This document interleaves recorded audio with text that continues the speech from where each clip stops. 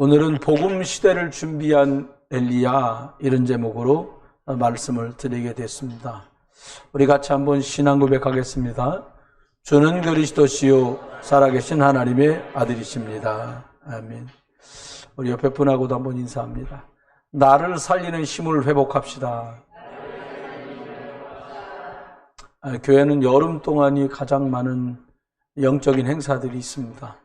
리더 수련회, 또 WRC, 성경학교, 청년 수련회, 이런 것들 은혜 중에 잘 맞춰졌는데요.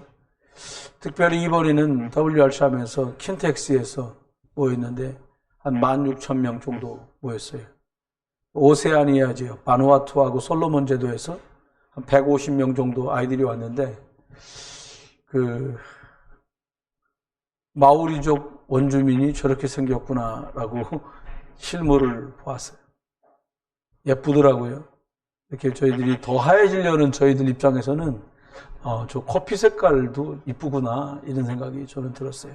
특별히 우리가 잘 모르는 부족들도 있더라고요. 이름을 전혀 들어보지 못한 부족들도 있어요. 이제는 237 나라 세계복음화를 넘어서 5천 종족에게까지 하나님 복음의 말씀이 증거되는 그런 시간표가 왔습니다. 신앙생활을 하면서 저와 여러분이 가장 힘든 부분이 있다면, 저는 저와 여러분이 제일 어려운 부분들이 이게 뻔하다고 느껴질 때인 것 같아요. 저번 주나 이번 주나 거서 고기지 이게 이제. 여러분, 하루에 한 끼 이상 식사하시지요? 대답하기 싫은 분은 고개라도 끄덕끄덕. 하루에 한 끼 이상 식사하시죠? 예. 너무 감사하죠. 음악도 다 보내주시고 참 할렐루야. 이게요, 여러분이 만약에 뭔가를 잡수는 게 너무 감사하다 이런 게 없거들랑 하루 정도만 물만 잡수고 식사를 걸러보시면 한 끼를 먹는다는 게 얼마나 감사한지 몰라요. 이번 여름에는 237 나라 5천 정도 살리려면, 또 나도 살고 교회 살고 가정 살리려면 힘을 회복해라는 겁니다. 나를 살리고 시대를 살리고 세계를 변화시키려면 힘이 있어야 되니까 하나님이 주신 힘을 회복해라, 이게 말씀의 포인트였어요. 오늘은 엘리야가 등장합니다. 사사시대 350년이 지나고 블레셋 시대, 사무엘과 다윗 시대가 지나고 이제 아람 시대, 엘리야 시대가 왔어요. 여러분, 오늘도 이 말씀 통해서요, 하나님이 저와 여러분에게 주시는 힘을 꼭 받게 되시기를 주님의 이름으로 축원합니다. 지도를 펼쳐놓고 보면 237 나라는 통화, 즉 돈이라고 하죠. 돈을 송금할 수 있고 받을 수 있는 나라. 전화를 하면 서로 전화 통화가 가능한 나라가 237 나라라고 그래요. 237의 뜰과 영원한 응답, 이런 제목으로 먼저 잠깐 말씀드리려고 그러는데요. 사도행전 1장 8절에는 우리에게 성령이 너희에게 임하면 너희가 권능을 받는다. 예루살렘과 온 유대와 사마리아 땅끝까지 증인이 된다, 이렇게 말씀하고 있어요. 성경은 예언의 말씀입니다. 좀 더 세밀하게 말하면 약속의 말씀이에요. 언약의 말씀이라고도 말합니다. 그래서 성경을 언약의 책, 이렇게 말하죠. 그래서 구원받은 저와 여러분을 언약 백성, 이렇게 말하고요. 하나님을 약속 주신 언약의 하나님이시다, 이렇게 말합니다. 언약이 뭡니까? 약속이에요. 아주 다른 말이지만 말하면 열쇠? 이렇게 보시면 돼요. 성경 66권이 이렇게 두툼하게 편집되어 있는데, 구약과 신약을 모두 합쳐서 하나로 콱 압축하면 한 단어가 딱 뚝 떨어지는데, 그게 예수 그리스도입니다. 이게 성경책의 핵심 단어예요. 키워드라고 하죠. 여러분, 왜 우리가 예수를 그리스도라고 강조합니까? 이건 매우 중요한 거예요. 사람들이 인생살이 살면서 아주 흔하게 누구나 다 하는 말은 사람이 먹고 입고 자는 것만 해결돼도 된다 그래요. 그 의식주 이렇게 말하잖아요. 그건 이제 일반적인 얘기예요. 근데 왜 그리스도가 인생 문제 해답이라고 말하냐? 진짜 안 풀리는 건 의식주가 아니에요. 여러분, 하다못해 의식주 해결할 길이 없는 사람 중에 범죄자가요, 교도소에서 출소한 그날 또 범죄를 저질러요. 왜 그랬느냐고 물었더니 그분이 하는 말이, 연세가 꽤 되신 분인데, 나는 세상에서 먹고 입고 살 능력이 없다. 거기 가면 먹고 입고 재워주니까 나 도로 거기 집어넣어줘라. 여러분, 영적인 부분의 문제 절대로 풀 수 없는 거죠. 눈에 안 보이는데 사람을 파멸로 몰아가는 사단, 마귀, 귀신, 이게 오직 예수 그리스도 앞에서만 제어되거든요. 예수 그리스도를 왜 강조하는가 하면요, 여러분 집안 내력을 아시잖아요. 근데 제가 살아보니까 내가 내 집 내력을 모르겠더라고요. 특별히 남자들이 이걸 잘 몰라요. 여러분 집안의 내력을 알고 싶으면 부인에게 물어보세요. 야, 당신이 볼 때 우리 집 내력이 어때요? 그럼 아마 정확하게 일러주실 겁니다. 배울 만큼 배웠고, 사회적 지위도 가질 만큼 가진 것 같고, 경제적인 어떤 형편도 원만한 것 같은데 영적인 문제가 있단 말이에요. 여러분, 사람이 죄를 벌금을 내거나 혹은 교도소에 가거나 하는 문제로 해결할 수 없는 근본적인 죄의 문제. 사람이 죽고 끝난다고 대부분의 사람들은 말하고 생각해요. 죽으면 뭐 있어? 뭐 있습니다. 죽고 난 뒤에도. 재판이 있어요. 죽음 뒤에. 그걸 성경은 심판이라고 말했고요. 예수 생명이 있는 사람은 천국으로, 많은 전도자를 통해서 복음을 들었지만 예수 생명을 선택하지 않은 사람은 지옥으로 가는데, 그 지옥에서 빠져나오는 유일한 길과 이름이 예수 그리스도입니다. 하나님 만나는 길, 이 뜻이 그리스도예요. 여러분, 하나님 만나는 길을 사람의 노력으로는 찾을 수 없어서 하나님이 예수 그리스도를 보내시고 예수가 그 길이다, 이 뜻이 예수 그리스도, 인생의 답입니다. 우리가 세계복음화라는 단어를 참 많이 말하거든요. 세계복음화가 뭐냐? 이 하나님 떠나서 죄의 사단의 종로로 다는 사람들을 하나님 자녀를 도로 만들자, 이게 세계복음화예요. 이거 하려면 전 세계를 복음화 시켜야 되니까 복음의 핵심이 예수 그리스도니까 이걸 말하는 거예요. 세계복음화는 온 세계 사람들에게 예수님이 그리스도라고 말해주자는 거예요. 상대적으로 말하면요, 전 세계는 지금 우상화되어 갑니다.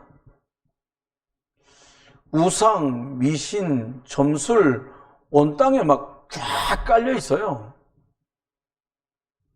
젊은이들이 말합니다. 아유, 우리 무당 찾아가도 점치고 뭐 이런 거 안 해요.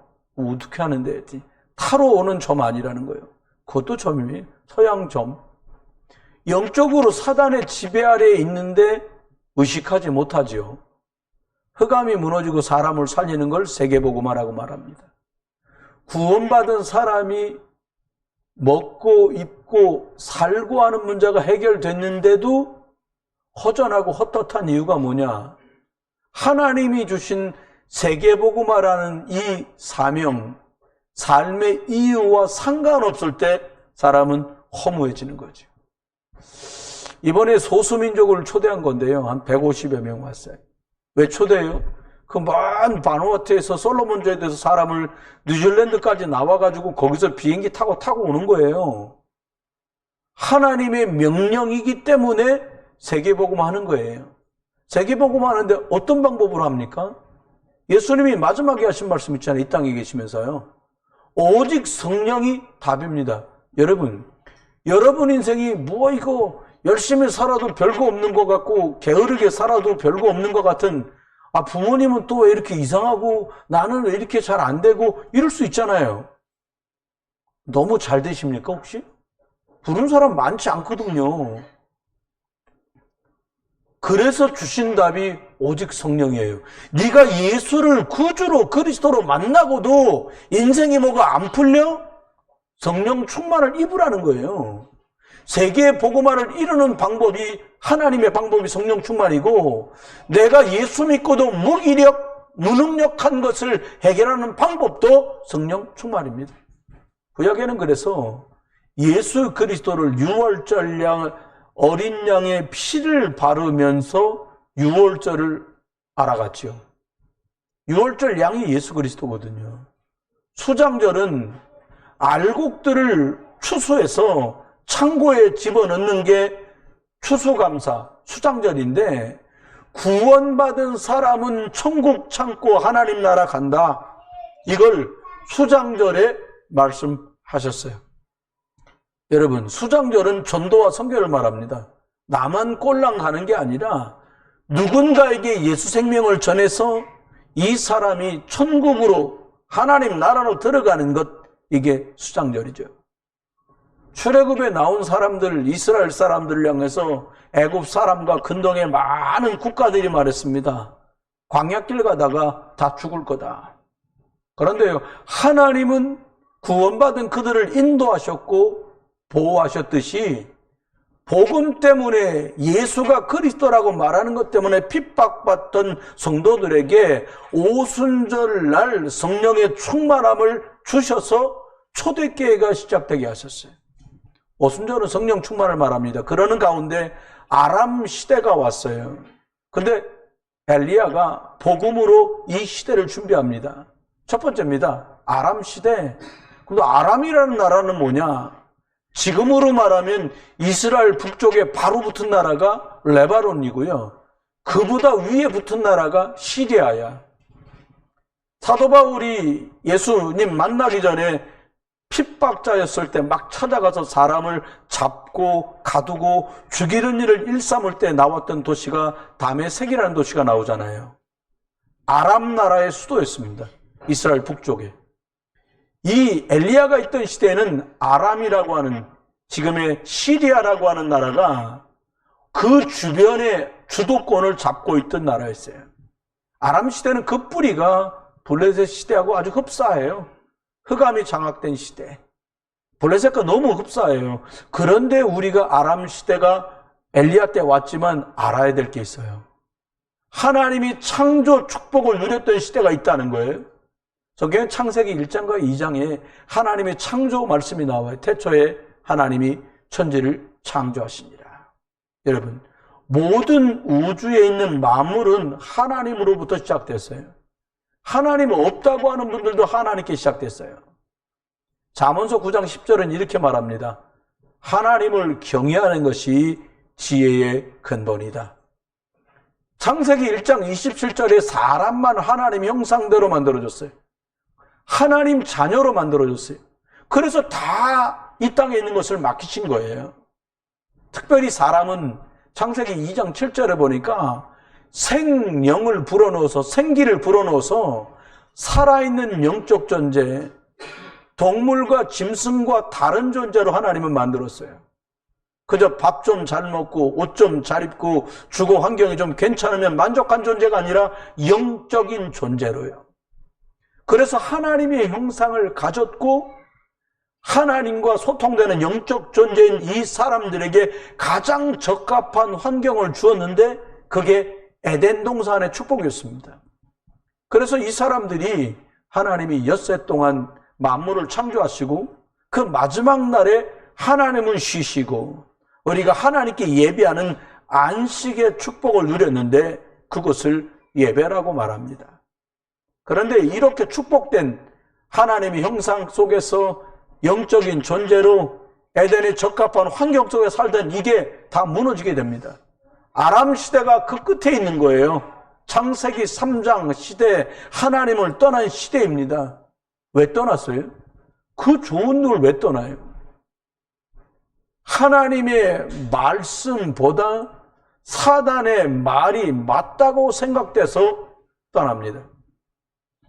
이거는 뭘 잘못했다, 행위에 관한 잘못이 아니라 하나님과 끊어진 근본적인 죄를 얘기해요. 뿌리부터 잘못됐다고 성경은 말해주지요. 하나님 떠나고 나면 어떻게 돼요? 나뭇잎으로 수치를 가렸다라고 창세기 3장에 말합니다. 잘못을 스스로 해결하려고 해요. 사람들이 이렇게 말합니다. 사람 속에는 종교심이 있어서, 그걸 좀 더 구체적으로 말하면 종교심이 아니라요, 하나님이 있던 그 자리를 다른 걸로 채우려는 걸 종교심이라고 말하는 거예요. 그 자리는 하나님이 주인으로 계실 자리입니다. 창세기 3장 10절에 보니까요, 하나님을 피해서 동산 나무 뒤에 숨습니다. 나무 뒤에 숨으면 해결됩니까? 여러분, 나무 뒤에, 나무에다 빌고 돌에다 빌면 해결됩니까? 나무나 돌로는 우리의 죄와 허물을 가릴 수가 없어요. 종교나 우상은 영적으로 결국 뿌리가 사단, 귀신, 마귀 쪽으로 빠져들게 만들어요. 창세기 3장 시대는 하나님이 없는 시대입니다. 그래서 뭔가 자기의 문제를 해결하려고 하나님과는 다른 것을 숭배하는 그런 시대가 돼버린 거지요. 저는 사람들이 두렵다고 말합니다. 왜 두렵습니까? 자기가 있어야 될 자리가 아닌 다른 자리에 있기 때문이에요. 하나님 떠나니까 두렵지요. 왜 두렵습니까? 하나님 떠나서 사단에게 잡혔으니까. 여러분, 깜깜하고 아무도 없는 길을 가는데 너무 룰루랄라 이런 분 계십니까? 저는 제가 뻔히 낮에 수련회 할 때 아이들을 지도하면서 오고 가고 걸었던 길인데도요, 꼼꼼한 화장실이 저기 떨어져 있는 거예요. 이 시골은 왜 그렇게 만들어놨나 몰라. 예배당에서 나와서 교회 화장실 저리 가는데요, 딴 데도 절간마당도 아니요, 예배당 마당이요. 가는데 쭈뼛쭈뼛하더라니까요. 시골엔 또 뭐 이 소리 저 소리 막 들렸었잖아요. 왜 두려워요? 밤이라 두려운 게 아니에요. 캄캄함의 뿌리가 흑암이고 흑암의 뿌리가 사단이기 때문에 그런 거예요. 왜 두렵습니까? 죄에 빠져 있는데요, 죄 짓고 나면 우리 마음속에 두려움이 다 있잖아요. 또 창세기 3장 16절에 보니까 고통이라는 말이 나옵니다. 여러분, 행복하면 사람이 웃고요, 고통스러우면 사람들이 이렇게 인상을 써요. 꽤 유명한 사진관에 가서 증명사진을 찍으려고 하면 1시간 동안 이 정신교육을 시키는데, 그 교육 중에 끄트머리가 뭐냐? 웃는 연습을 시킨답니다. 여러분 한번 웃어보세요. 그냥 인상은 안 쓰셔도 되는 게 그냥 자체가 인상 쓰고 계세요, 지금. 신기한 건요, 전부 마음이 다 굳어가지고 가만히 있는 걸 보면 누군지 잘 몰라. 참, 왜 그럴까요? 어떤 고통을 말합니까? 목사님, 전체가 다 고통이에요, 이렇게 말하면 안 돼요. 제일 고통이 뭐냐? 가정에서 고통이 시작돼요. 부부간에 좋아서 결혼했는데 힘들어. 행복하게 10달 품어서 낳았는데 얘 때문에 매일 좋은 얘기만 할 뿐이지 또 힘들어. 애들은 잘해준다고 나한테 뭐라고 하는데 그게 즐겁지만 않다니까요. 왜 그래요? 남편과 아내가요, 아내가 남편한테 집착하고 남편이 아내한테 집착하고 부모가 자식한테 집착하고 자식이 부모한테 억압하고, 여기서부터 고통은 이미 시작돼 버려요. 창세기 3장 17절은 말합니다. 땅도 저주를 받아. 땅이 왜 저주를 받아요? 그 땅을 기경하는 사람이 저주받고 나니까 땅도 저주를 받아요. 여러분, 이 신뢰가 북한이에요. 하나님 없어? 38선 이북으로 막 암흑 세상 아닙니까? 탈북한 사람이 말합니다. 평양과 큰 도시 외곽에선 밥을 못 먹어 굶어 주는 사람이 천지라는 거예요. 탈북한 목사가 된 젊은 제 후배 목사가 이렇게 얘기했어요. 실현 가능성은 없는 말이지만 대한민국 식당에서 그날 버려지는 잔반을 소독을 깨끗이 해서 북한에 보내면 북한 사람 다 먹고도 남을 겁니다. 왜 그래요? 남한은 하나님 계시다 이거예요. 하나님 은혜 아니면 안 된다는 거예요. 한때는요, 대한민국에 인구의 4분의 1이 기독권이었던 시절이 있었어요. 하나님 은혜를 된다는 사람들이 4명 중에 1명이라니까요. 여러분, 사람이 잘못되면 환경도 저주를 받아요.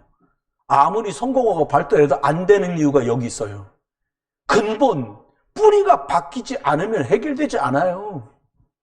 결국 사람은 흙으로 만들어져서 죽음이라는 것 끝에 결국 흙으로 돌아가요. 그런데 그의 영혼은 심판을 받습니다. 마귀와 함께 영영한 지옥으로 간다고 성경만 우리에게 말해요. 여러분, 이 두려움과 고통과 저주 끝에 창세기 4장이 등장합니다. 아담의 직계 자손인 가인과 아벨이 나와요. 그런데 예배가 실패된 후에, 피제사로 예배하지 못한 후에, 예수 그리스도 붙들고 예배하지 못한 후에 가인에게요, 분노라는 게 막 치밀어 올라요. 여러분, 예배를 통해 여러분이 평안함 누리시길 주의 이름 축원해요. 이거요, 예배가 약입니다. 제가 볼 때는 제대로 피제사 예수 그리스도 붙들고 예배하면, 가인이 예배 실패하면 어떻게 해야 돼요? 아, 내가 뭐 때문에 실패했지? 아, 피제사 놓쳤구나, 예수 그리스도 놓쳤구나, 이래 가야 되는데 예배 실패하는데 분노하고 나니까요, 안색이 변할 만큼 노여워.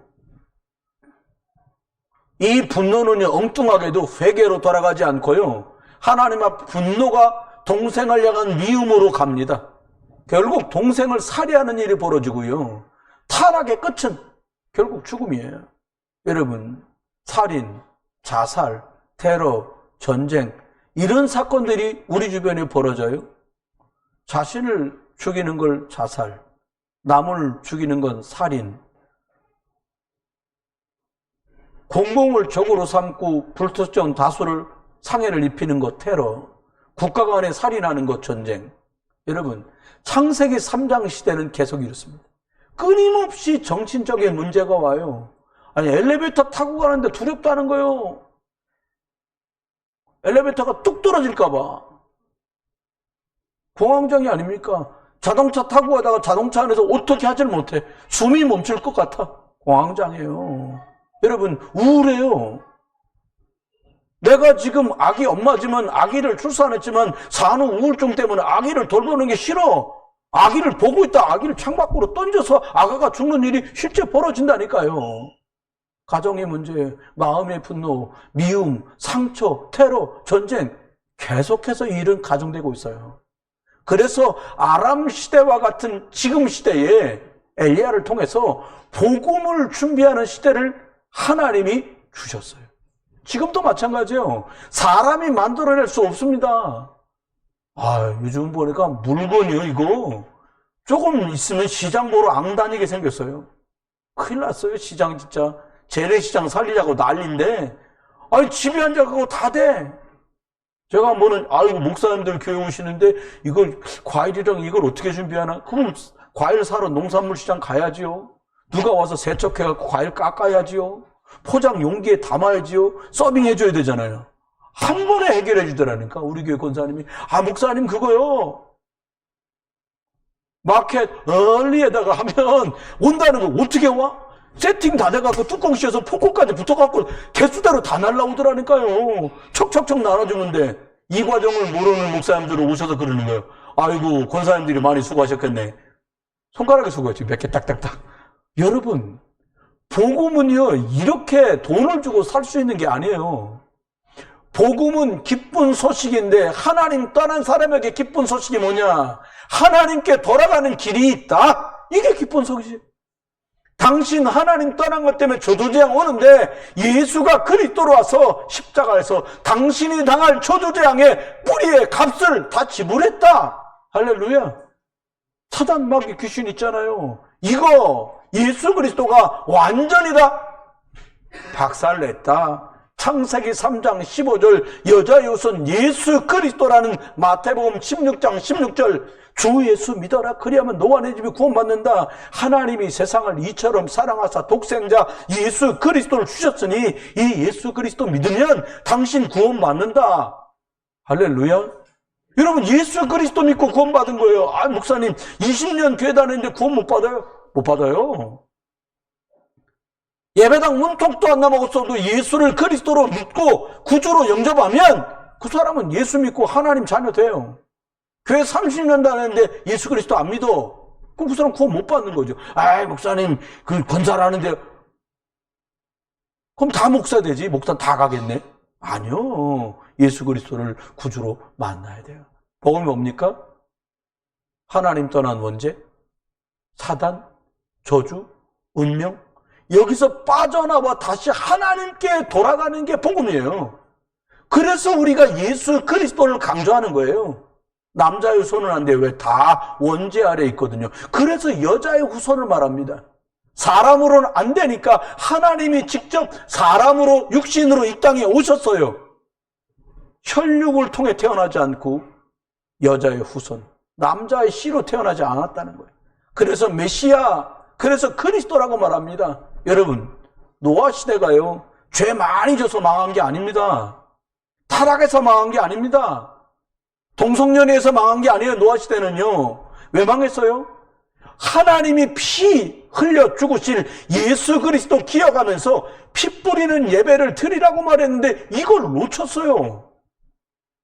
여러분, 여러분의 예배가요, 십자가에서 저와 여러분의 죄를 해결하고 죽으신 예수 그리스도 그 십자가의 피를 붙잡고 드리는 예배가 되길 주의 이름으로 축원합니다. 아, 나 바빠요. 나 이 바이올린도 해야 되고요. 아, 나 교사도 해야 되고요. 아, 찬양인도도 해야 되고요. 헌금위원회 해야 되고요. 여러분, 바쁘시면 다 내려놓으셔도 돼요. 그리고 피제사의 주인공이 되신 여자의 우선 그리스도 붙드는 예배가 여러분에게 회복되기를 주의 이름으로 축원합니다. 바벨 시대요, 교만해서 망한 거 아니에요. 이놈의 자식들이 하나님하고 비기려고 꼭대기까지 올라가 구름 속에 있는 하나님이 구름 속에 계십니까? 하나님 이 위에 계시다고 사람들이 공간적인 의미로 말하면 하나님 여기 계시지 않아요. 복음 놓쳐서 망했어요. 하나님은 창조주고 나는 피조물이구나. 우리가 하나님 떠났는데 하나님께 돌아가는 길이 여자의 우선 피제사의 주인공 예수 그리스도구나. 이거 놓치니까 다 죽은 거예요. 여러분, 기억해야 됩니다. 메시아 오실 땅 가나안 이스라엘 땅으로 가라. 그 사람이 아브라함이잖아요. 야, 너 내가 장차 메시아를 보낼 건데 그 가나안 땅에 가서 살아. 이게 이 사람에겐 전도요, 선교였어요. 신기합니다. 아브라함이라는 사람. 가는 족족 승리예요. 여러분요, 우리 인생 지금 계산하려고 하지 말고요, 두고 10년, 두고 20년을 보고 생각을 하니까요. 여러분 가만히 한번 봐보세요. 여러분이 복음 선택하고 예수 선택하고 하나님 선택하고 성령인도 받겠다고 하잖아요. 지금 꼬여 있는 거예요. 하나님 펴놓으십니다. 제자리로 회복. 다 같이 한번 따라합시다. 제자리로 회복. 그렇습니다. 이 제자리로 회복될 수밖에 없는 생명의 복음을 이삭에게, 야곱에게, 아들 또 요셉에게 전달한 거예요. 그랬더니 어떻게 돼요? 요셉이 노예로 갔는데요, 복음 회복되니까 자기는 총이 되고 자기 식소는 다 먹고 살아. 그런데 또 이게 사람이 똑같거든. 또 복음 놓칩니다. 430년 이 복음 누리던 이 가문의 후손들이 이제 복음 놓치고 노예가 돼요. 돈 벌어야 되는 노예, 학교 가야 되는 노예, 밥 만들어야 되는 노예. 430년 후에 요괴배시 깨닫습니다. 아, 여자의 우선 피제사의 주인공 예수 그리스도 놓쳐가지고 우리가 노예가 됐구나. 이거 깨닫고 출애굽합니다. 여호수아가 이걸 잡고 가나안을 정복해요. 그런데 이거 놓친 그들의 자녀와 손주들이 350년 동안 하나님 모르고 우상 숭배합니다. 악순환이 지금도 벌어져요. 언약궤 복음 전달받은 사무엘과 다윗이 왕이 되고 이스라엘 최고 전성기를 맞습니다. 여러분, 저와 여러분이 예수 그리스도 풍성하게 누리다가 여러분 인생에, 여러분 가문에 여러분의 대표적인 응답을 누리기를 주의 이름으로 축원합니다. 엘리야는 복음 시대를 준비했어요. 이 엘리야가 있던 당시에는요, 아합이 왕이었어요. 사사 시대 끝나고 사울이 왕이 됐는데 영적 준비 안 해가지고 엉뚱하게 다윗 죽이는데 인생 전부를 바쳐요. 여러분, 다윗이 30살에 왕이 돼서 40년을 나라를 통치하는데 다윗이 주변 국가의 후감을 싹 다 정복하는 전성기가 와요. 성전을 준비합니다. 그렇죠? 여러분, 하나님 앞에 기억해야 될 게, 오늘 엘리야가 보니까요, 아합 왕이 있던 이때가 가장 악한 왕이야. 아합이. 부인이 이세벨인데 이세벨 아버지가 이름이 뭐냐? 엣바알. 무슨 뜻이냐? 바알을 숭배하는 자, 이런 뜻이에요. 장인어른이, 아합왕의 장인어른이 바알 숭배 아주 충성된 사람이라요. 아합은 복음 모르지. 부인은 바알 숭배하는 사람 딸이지. 그러니까 어떤 일이 벌어져요? 바알 섬기는 선지자들은 850명씩 키우고 복음 전하는 하나님의 선지자들은 막 잡아서 죽이는 거예요. 이런 시대였습니다. 이때에 엘리야가 등장했어요. 여러분, 창세기 3장 재앙에 빠져있는 상태인데 엘리야가 등장을 해요. 엘리야가 제일 먼저 한 일이 뭡니까? 갈멜산에다 뭐이라고 하는 갈멜산 운동을 합니다. 쉽게 말하면 영적 싸움을 싸운 거예요. 어떻게 해요? 엘리야 혼자 나가서 오바댜한테 말을 전합니다. 야, 갈멜산으로 우상 숭배하는 제사장들 다 나오고 전쟁하자고 하자. 총칼로 싸우는 전쟁이 아니라 하나님이 니네가 믿는 바알이 진짜 하나님인지 내가 믿는 여호와 하나님이 진짜 하나님인지 영적인 대결을 하자는 거예요. 이런 총칼로 싸우는 싸움보다 더 치열한 싸움이에요. 내용을 말하면 이렇습니다. 그게 합의를 이뤘어요. 갈멜산에 모입니다. 엘리야는 꼴랑 1명. 바알 아사를 섬기는 제사장들은 850명. 여러분 850명하고 한다 1000명 육박하는 사람인데 이 대단한 거지. 어떻게 해요? 하늘에서 불을 떨어뜨리는 신이 진짜 신이라는 거예요. 먼저 기회를 칩니다. 바알과 아세라 신을 너희들 섬기니까 너희들이 참신이라니까 너희들 먼저 해라. 850명이 진짜 푸닥거리를 하는 거지. 처음엔 점잖게 주문을 외웁니다. 숭고리당당 숭당당. 근데 뭐 귀신이 오나? 안 와. 눌렸어. 조금 더 지나니까 한낮이 지나고 어떻게 합니까? 칼을 가지고 몸에다 상해를 입히면서 피를 내요. 조금 있으면 해가 떨어질 판인데 계속 안 돼. 엘리야가 옆에 있다 말하잖아요. 너희 신이 자는가 보다. 깨워라. 아, 통쾌해요. 그래도 막 저놈이 우리 조롱하나 싶으니까 850명 펄떡펄떡 뛰고 난리가 났어. 안 와. 잠이 안 깨는가 봐. 그것도 하나도 말합니다. 어디 멀리 갔는지 모르니까 크게 불러라. 아무리 해도 아무 역사가 안 벌어져요. 드디어 엘리야의 순서가 됐어요. 송아지를 각을 두고 쌓아놓고는요, 이 돌 위에 놓고는 도랑을 파게 만듭니다. 큰 제사에 쓰는 큰 물통 4개를 가지고 물을 갖다 부으라는 거예요. 재물 위에서부터 부었어. 나무도 다 젖었어. 재물도 다 젖었어. 파는 도랑에 물이 흥건하게 고였어요. 그리고는 이렇게 기도합니다. 하나님 여호와께서 참 하나님이신 것과 내가 하나님의 종인 것과 지금 하고 있는 이 일이 주의 말씀대로 이 모든 일을 행하는 것을 오늘 알게 하여 주옵소서. 여호와여 내게 응답하옵소서. 내게 응답하옵소서. 이 많은 백성들이 보고 있는데 주 여호와는 하나님이신 것과 주는 그들의 마음을 돌이키심을 알게 하옵소서. 불이 떨어집니다. 불이 떨어져서 재물과 장작과 그 물이 고여있던 것까지 다 핥았다고 성경은 말을 해요. 다 없어져 버렸어요. 이 기도가 끝나자 불은 떨어지고 흙을 태우고 도랑에 물을 다 마르게 할 만큼 하나님이 불을 내려서 응답하십니다. 온 백성들 앞에 엘리야가 큰 소리로 외칩니다. 850명 저 우상 선지자들 한 명도 살리지 말고 다 도살해라. 죽이라는 거예요. 엄청난 영적 파워가 나타난 자리였어요. 여러분, 열왕기상 18장 41절로 46절에 보니까 엘리야가 이렇게 왕에게 말합니다. 3년 6개월 동안 비가 오지 않을 겁니다. 아합왕이 비가 오지 않으니까 하나님의 선지자를 죽이고 우상 숭배하니까 사실은 비를 하나님이 끊으신 건데 엘리야가 하나님의 말을 전달한 것뿐인데 엉뚱하게 엘리야가 비 오지 않게 했다가 엘리야를 죽이려고 하는 거예요. 참 바보지요. 엘리야의 기도를 통해 다시 또 엘리야가 임금에게 말합니다. 이제 우상 숭배하는 850명 죽었잖아요. 하나님이 곧 비를 내리실 건가 빨리 왕궁으로 들어가십시오. 3년 6개월 동안 말랐던 비가 막 폭포처럼 쏟아집니다. 여러분, 저와 여러분이 복음 가지고 기도하는 엘리야 시대를 열어가시기를 주의 이름으로 축원해요. 기도했는데 비가 와. 근데요, 참 우리들이 힘든 것은 영적으로 이렇게 승리하고 응답을 받아서 850명의 우상 숭배자들을 제거했는데 오히려 엘리야는 인생에 큰 영적 위기가 옵니다. 여러분, 응답 받았을 때 오히려 더 우리들이 영적으로 나약해지고 무너지는 경우들이 많아요. 엘리야가 850명을 죽이고 나니까 임금이요, 엘리야를 현상 수배 보면 넣습니다. 엘리야를 죽이겠다는 거예요.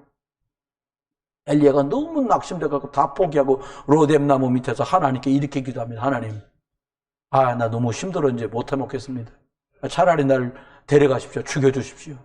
이러고 그냥 로뎀나무 밑에 널브러져 있는데 하나님이 천사를 보내신 거예요. 그래서 물과 떡을 주워 먹게 만드시는 거예요. 그런 40주야를 그 하나님이 보내서 먹게 하신 떡과 물을 먹고는 40주야 낮밤을 달려서 걸어서 호렙산에 도달합니다. 그리고 하나님이 그에게 다른 사명을 진짜 본론을 말씀하세요. 내가 왕을 바꾸겠다. 또 말합니다. 너 말고 후계자 엘리사를 찾아 세워라. 또 말합니다. 나밖에 없고 다 이제 하나님 안 믿습니다라고 말했는데 하나님이 기가 막힌 말을 해요. 700명 남겨뒀다는 거예요. 이스라엘 가운데 바알에게 무릎 꿇지 않고 바알에게 입 맞추지 않은 믿음 지킨 7천 제자가 숨겨져 있으니까 찾아내라는 거예요. 여러분, 시대가 어려워서 예수 얘기하기 멀쑥하고 복음 전에도 믿지 않는 시대 같잖아요. 아닙니다. 왕도 대통령도 하나님이 세우시고요. 어렵고 힘든 것도 하나님이 다 하세요. 여러분, 환경 때문에 낙심하지 마시고요. 하나님이 저와 여러분에게 맡길 소명, 내가 감당해야 될 그 일을 바라보는 응답이 있기를 주의 이름으로 축원합니다. 그러려면 나를 살리는 힘이 있어야 돼요. 여러분, 아무도 힘이 안 돼요. 어떤 분이 딸을 낳고 시골에서 막내 아들을 낳았대요. 첫 딸을 낳으니까 시어머니가 네가 알아서 미역국을 끓여 먹으라고 그러더래요. 둘째를 낳았더니 시아버지가 너무 속이 상해갖고 사흘 동안을 안 들어오고 술집에서 술을 잡섰다는 거예요. 또 셋째가 딸이라니까 뭐 이제 나가서 그날로 일을 해야 되는 거예요. 넷째도 딸이요. 다섯째를 낳았는데 아들인 거예요. 그러니까 얼마나 어야둥둥 아이를 키웠는지 몰라요. 이 아이 공부를 굉장히 잘하더래요. 효자고요. 이 아이를 공부시켜갖고 촌이었지만 대처로 보내갖고 서울대까지 들어간 거예요. 의사하는 공부를 할 수 있는 대학을 들어간 거예요. 그거 얼마나 잔치가 났겠어요. 근데 이 아이가 채 학교를 다 졸업하기 전에 몸 위에 앉아서 병원에 가서 검사를 했더니 대장암 3기라고 그러더래요. 손도 못 써보고 1년 안에 이제 아들을 잃게 생겼잖아요. 어머니들은 전 그렇게 할 거라고 믿거든요. 의사한테 울며 얘기한 거예요. 선생님, 제가 겨우 60이 넘었는데 평균 살면 20년은 더 살 수 있지 않냐? 내 20년을 내놓을 테니까 우리 아이 20년만 더 살게 해달라고 말이에요. 진심이시지. 어머니의 그 말은 진심이에요. 근데 20년을 떼어서 붙여줄 수가 없어. 그 안 되는 더 살게 하는 그 축복을 예수 그리스도의 십자가로 죽어 지옥 가야 될 우리를 천국 갈 수 있게 생명 붙여주신 분이 예수 그리스도입니다. 복음 아니면 안 돼요. 흔들리면 나만 손해예요. 주는 그리스도시고 살아계신 하나님의 아들이시다. 이거 써있는 성경 한 줄이 아니에요. 성경 전체를 엑기스로 눌러놓은 말이에요. 여러분, 예수가 그리스도라는 이 고백이 여러분의 신앙 고백 되길 주의 이름으로 축원합니다. 이게 내게 각인되고 이게 체질되고 이게 뿌리 내리면 실력 유무능과 상관없이 하나님은 그 사람에게 인생 다른 길을 열어주십니다. 예수 그리스도가 내 마음에 오직 나는 예수 그리스도밖에 없다. 고백이 하나님 앞에 검증되는 순간부터 저와 여러분에겐 남들에게 나타나지 않은 하나님이 저 사람 밀어주나 봐. 유일성의 응답들이 나타나요. 그리고 그 사람이 가는 곳마다 안 될 일이 복음의 흐름 속에서 되어지는 방향으로 가는 재창조의 일이 벌어집니다. 사울왕이 나라를 망쳐가고 귀신 들려 있는데 유일성, 오직을 가진 아이 하나 등장해갖고 다 던지는 돌팔말 같은데 유일세 응답 누리니까? 민족을 언약궤와 복음 중심으로 돌아가는 재창조 역사로 하나님은 이스라엘을 이끌어 가잖아요. 그래 마지막 남은 건요, 복음이 결론 났다면 이제 기도밖에 없어요. 여러분 해보시면 알아요. 제가 몇 살 안 먹어서도 참 많은 일을 겪으면서 깨달은 겁니다. 영적으로. 복음을 시덥지 않게 여기잖아요.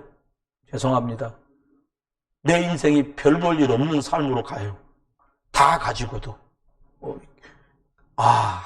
그렇구나. 복음을 더 소중하게 여길 걸. 그때는 상당히 나이가 들고서예요. 내 손에 쥐고 있는 것들을 어느 정도 다 빼앗기고 나서나 그게 가능해요. 지금 선택하세요. 지금 여러분 것으로 가지세요. 기도 24해라. 9월 1일부터 우리가 12차 집중, 개인 집중을 하자. 왜 기도하자고 합니까? 우리들이 하나님 없이 부모님에게 배우고 유물론 사상으로 세상에서 배운 것, 그 생각과 그 들은 것, 그 본 것으로는 또 창세기 3장이거든요. 그래서 기도로, 복음 안에 있는 기도로 나를 바꾸는 거예요. 이거 밖에는 방법이 없어요. 오죽하면 숨을 내뱉고 들에 쓰는 걸 누구나 다 하는데 여기다가 기도를 다 실어보자고 하겠습니까? 방법을 쓰는 게 아니에요. 그만큼 나는 창세기 3장에 찌들어 있다는 거예요. 여러분, 남 잘된 거 보면서 박수치기가 쉽던가요? 내 아이랑 같은 학교를 보내고 같은 학원을 보냈는데 우리 아이가 상 못 받고 다른 집 아이가 상 받을 때 박수가 쳐지더라 이 말입니다. 안 쳐져요. 그때 진짜 넉넉한 마음으로 박수를 친다. 완전 복음 아니면 안 되는 거예요. 그게 왜 그래요? 창세기 3장. 사람들 말합니다. 그게 다 인사가 다 그렇지 않냐고. 창세기 3장 아담과 하와 밑에 태어나 그렇게 산 사람들에게 그게 마치 사람인 것처럼 길들여져서 그래요. 기도하려고 하는데 잘 안 돼. 성삼위 하나님 말씀과 십자가 구원과 성령의 능력이면 된다고 말은 믿어지는데 맡기는 게 안 돼. 여러분, 하나님 보좌의 그 천국 축복이 여러분에게 능력이 되시기를 주 예수 그리스도 이름으로 축원합니다. 사람 만나가지고 어떻게 구워 삶으려고 하지 말고 그 사람하고 못 만나는 그 많은 시간에 시공간을 초월해서 응답하시는 그 빛 대신 그리스도의 역사를 확인하기를 주의 이름으로 축원합니다. 말씀 맺습니다. 사람들은 돈을 남겨주려고도 해요. 혹은 여러분 알만한 현대자동차의 노조에 있는 사람들은 내가 하고 있는 이 직능과 직일을 우리 아이들이 이어가면서 일할 수 있도록 나 퇴직할 때 우리 아들 집어넣어줘. 참, 사람들이 좋은 것 받으면 더 갖고 싶어하는 게 창세기 3장 아닙니까? 사람이 다 그렇죠? 아니요. 창세기 3장 사람이라 그렇습니다. 저와 여러분, 하나님이 주신 복음의 능력을 여러분의 힘으로 받고 누리시길 주의 이름으로 축원합니다. 여러분의 마음과 여러분의 생각과 여러분의 영혼과 여러분의 몸이 관련된 모든 것에 복음이 딱 예수 그리스도가 주인 되는 응답이 있기를 주의 이름으로 축원해요. 이걸 가지고 진짜 기도를 시작하십시오. 빠를수록 좋아요. 60도 늦지 않습니다. 왜요? 70, 80, 90을 살아야 되는데요. 80도 늦지 않습니다. 까딱 잘못하면 100년 사셔야 되거든요. 근데 기도가 없다. 복음이 없다. 사실수록 허망해질 거예요. 저와 여러분이 마음껏 움직일 수 있는, 또 직장에 가면 나를 상사라고 불러주고 월급도 따박따박 나오는 그런 자리에 계시다? 지금 바꾸세요. 청년 대학생 랩런트다? 미리 바꾸세요. 그러면 살아요. 엘리야가 엘리사에게 복음을 유산으로 물려준 것처럼 이새가 다윗 아들에게 영적인 것을 기업으로 물려준 것처럼 더딜지라도 올바른 복음 속에서 집중하십시오. 그 여러분 자녀와 동시대를 살고 있는 우리 자녀인 랩런트 후대들에게 이것을 전달해야 합니다. 그래서 나는 무엇을 준비해야 됩니까? 말씀이 내 안에 있어야 합니다. 내 말이 아닌 하나님의 창조의 말씀, 예수 그리스도의 십자가의 능력의 말씀, 성령의 인도하심과 보호하심과 함께 하시는 그 말씀이 내 것으로 준비되면 됩니다. 오직 그리스도 복음으로 237 나라 5천 종족 살리고 여러분 살고 여러분 가족 살리고 이 복음의 약속을 잡고 기도 속에서 나도 원래 주신 하나님의 형상으로 치유되고 여러분 자녀와 우리 후대들을 복음으로 답주어서 또 다른 사람을 살리는 영적 서밋으로 세워가는 응답이 여러분에게, 여러분 가정 속에, 우리 교회와 우리를 만나는 사람들 속에 이게 번져가기를, 퍼져가기를, 전달되기를 주 예수 그리스도의 이름으로 축원합니다. 기도합니다. 하나님, 우리에게 주신 이 생명의 복음이 나를 살리고 가족을 살리고 지역과 가문을 살리고 교회와 또 237 5천 종족을 살리는 응답 속으로 가도록 은총을 베풀어 주옵소서. 오늘도 하나님 이제 캐나다로 떠나는 우리 유리권사 그리고 세 자녀에 관계된 모든 것 속에 하나님이 역사해 주옵소서.